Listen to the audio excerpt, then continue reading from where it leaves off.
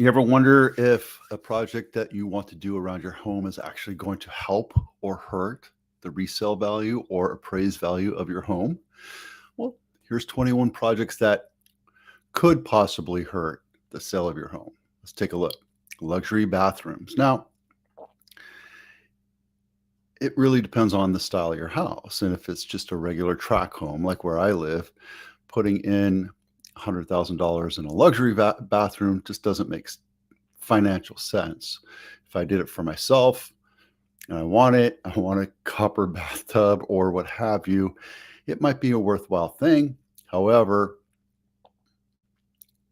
in tract housing, which is 99% of the houses that are out there right now, I wouldn't really do it. If your house is worth $30 million, absolutely. Right? So think about that. All right, the next one, bold or dark paint colors. It's a trend that happened about 3 years ago. And yeah, it was kind of cool. It was kind of, like retro. Back in the 90s, you put a red wall, just an accent wall of some sort. Now they're going darker walls. It actually hurts.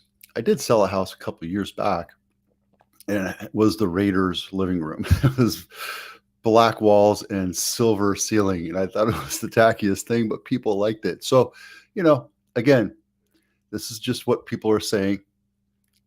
We always say in the market, if your house is on the market, make your house look bright, airy. That means light, bright, airy walls. Tacky tile.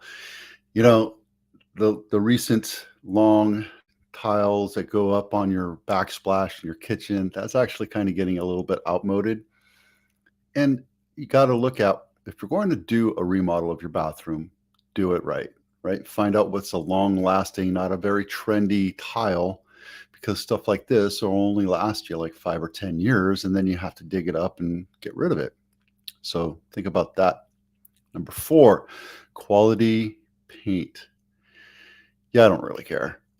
They're always out there trying to sell, oh, you need this, the higher end stuff. Yeah, I get it. It lasts longer. It doesn't chip as quick.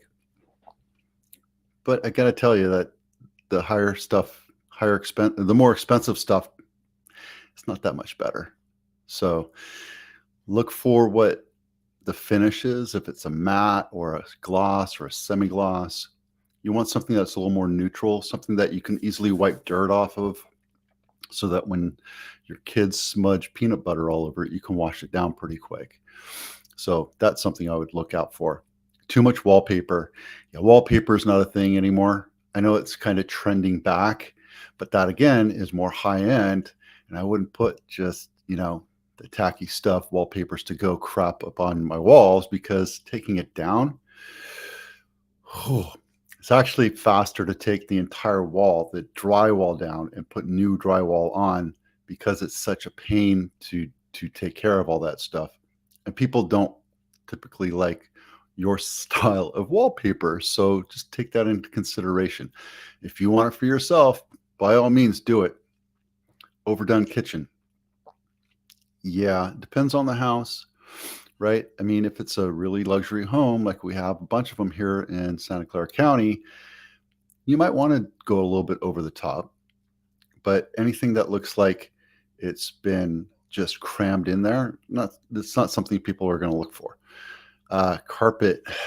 See, I follow the carpet repair guy. I've used them many times. I'm not a fan of carpet. I have dogs, and they tend to tear the hell out of everything that I own. All my furniture is smelly and gross. And when you have carpet, it's an upholstery, and it will absorb dirt and smells and hair and dirt and grime. So just be aware. It will. Yeah, it says down here, hardwood offers more bang for your buck, even though it's more expensive. Hardwood floors last longer. You can have them sanded down and refinished. Carpet is, once you get a stain on it, I don't care what they say, even if it's protected or Scotch guarded or whatever, you're still going to get that stain, period. Just like upholstery, your car seat, if it's upholstery instead of leather, you get a stain in there, it'll come back. I don't care how much money you spend on spot removal. Huge bedrooms. This one's talking about more about getting rid of your closet or making a smaller closet. Huge bedrooms. People want the huge bedrooms. Now, if you have a bedroom and a sitting area and a makeup area and a big, huge walk-in closet and a grand bathroom, that better be set up for a luxury house, right? So my house, my master is large, it's big enough, and I think it's just the right size for this house. It's a 2,300 square foot house. Textured ceilings and walls. The newest trend is flat walls. I don't know why people are doing that, because it shows every imperfection. The great thing about textured walls is that it it kind of blends in and hides imperfections and seams and what have you. The tough part is if you do get a crack in the wall, you have to sand it all out and fix the crack and then retexture it, but at least you can hide it a little bit better. For lower skilled laborers like myself, when it comes to drywall and walls, I like having texture just because it's nice to have. 3-season porch. Oh yeah, 3-season porch sunrooms. Yeah, they're expensive. I did a pergola a few years back and I did it all myself. And I think it cost me like $2,000, $2,500 in materials. I did it myself, did the electrical, the whole 9 yards. You could be paying upwards of $75,000 to it, but the ROI just isn't there. So be careful what you spend. Home theaters. If you have a 5,000 square foot house, that should be expected to have a movie theater. However, that trend's starting to go away because it's nice to have, but you tend not to use it over time because you want to be around your family, right? Garage conversions. They're expensive, they're overpriced, and anything you do here, especially here in the Silicon Valley, is going to cost you 3 times more than what you could actually do if you do it yourself. Just buy materials and having a professional company come in and do it. So be careful of that as well. Removing a bathtub. I've had a few people come in and ask me, should I get rid of my bathtub? Is it a smart thing? And what I tell them is buyers expect a bathtub. It's just a thing, right? Sometimes you just want to have it there. And I've known people that have torn out the bathtub and the guest bath and put a shower in there because their child didn't want to have a bathtub there anymore. Well, resale wise, probably not going to help you much. A new roof. Tell them this every time. My roof is old. It has leaks. Should I replace it? Well, here in the Silicon Valley, you're looking at $20,000 to $30,000 to replace a roof, and you're not going to get the value out of it because your brain doesn't look at the roof when you're looking at a house.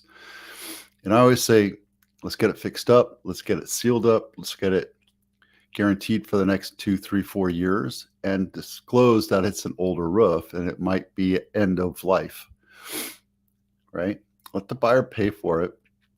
You're not going to get the ROI on it. And it just doesn't make sense to spend $30,000 and not get any return on that. Unless the house, the roof blew off in a windstorm. That happened to me, our second year here. You know, it's just part of life, right? Solar panels. Now, there's 2 different ways to buy a solar panel. You can lease it or you can buy it. If you lease it, it's a liability.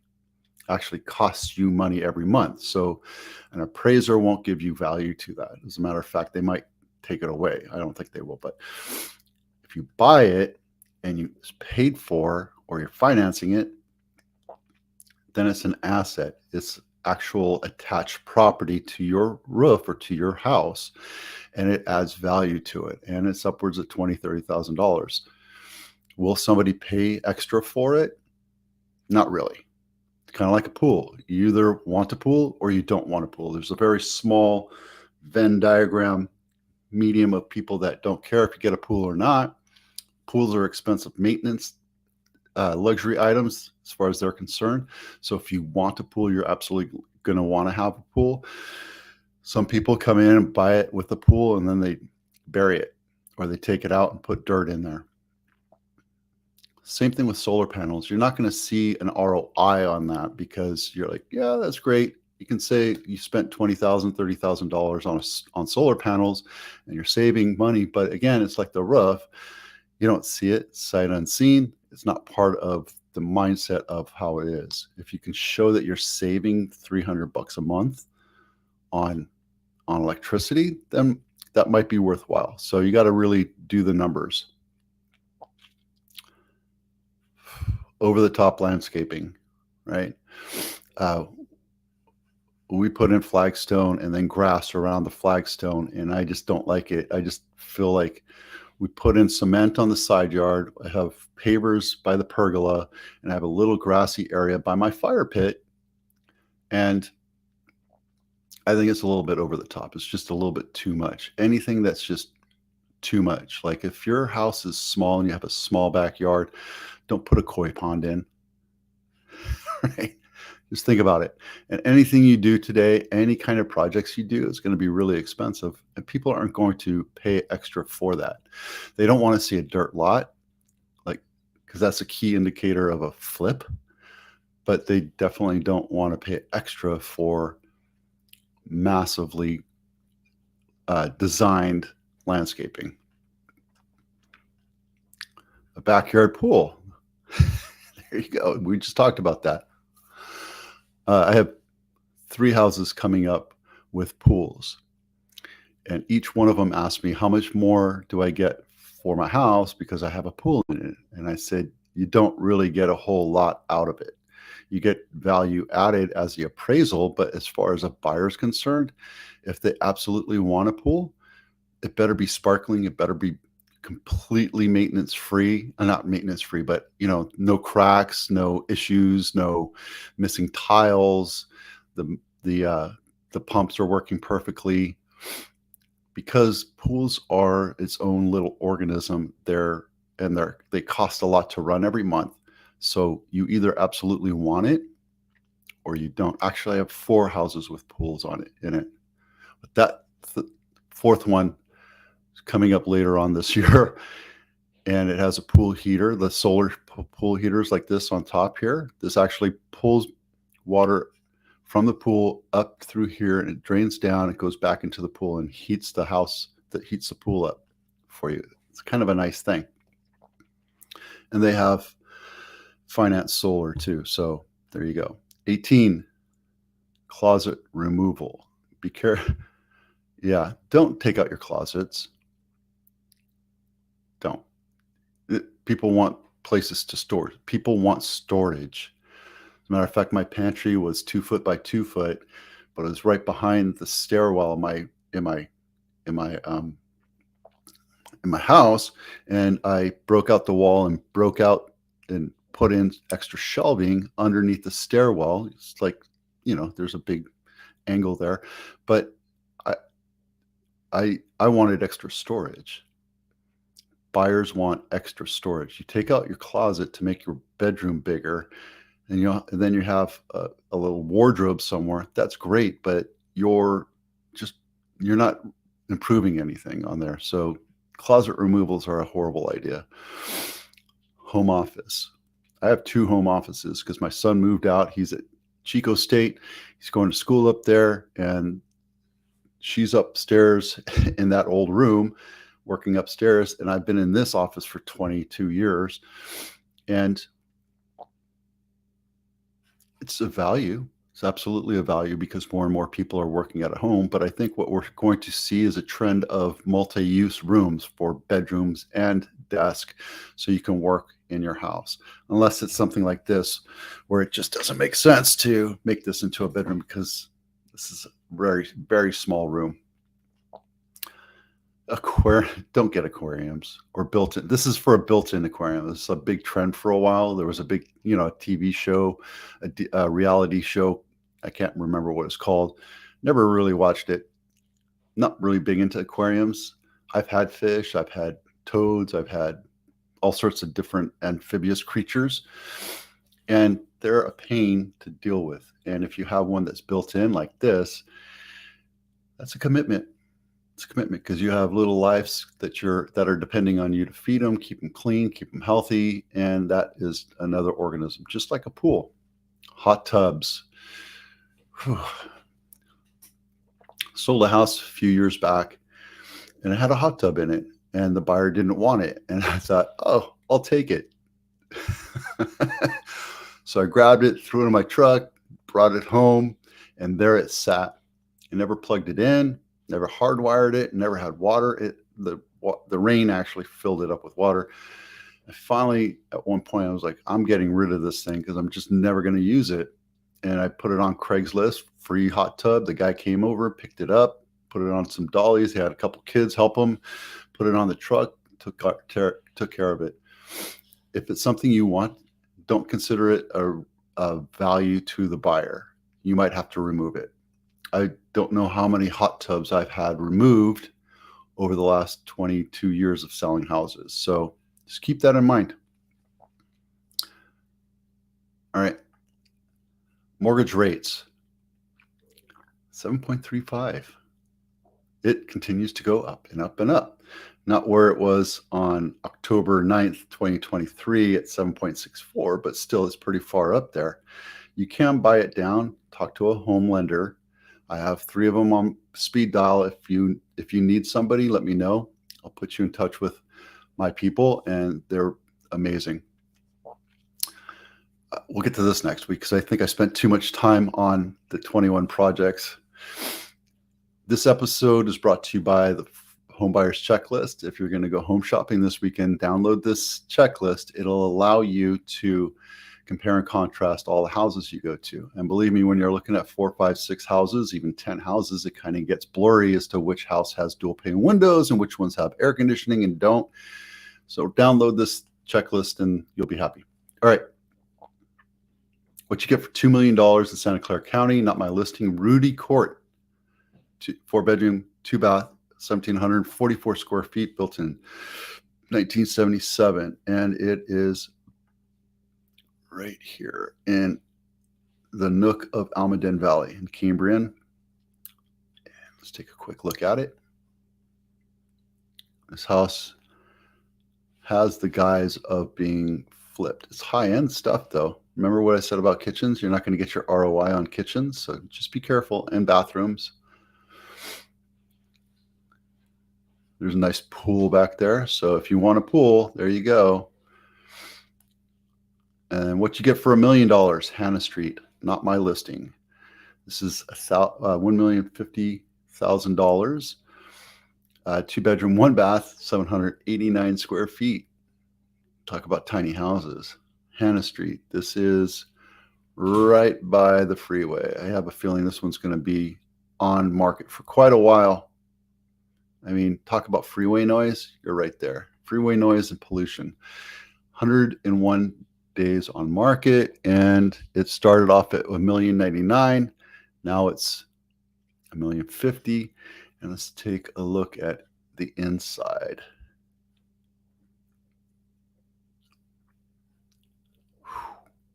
How old is this thing?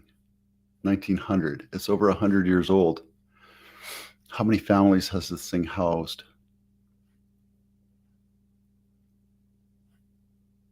Wow. Talk about landscape, right? That's all driveway. I don't see a garage. Yeah, nice garage, nice kitchen, but it's very small because everything in this house is small. Yeah, not even a floor plan. All right. 12 Bay Area County months of inventory. Nothing's changed. I haven't touched it because we are at the end of January. Next week we'll have an updated chart, but everything is showing that inventory is still very low. Even last week I showed you multiple different angles that our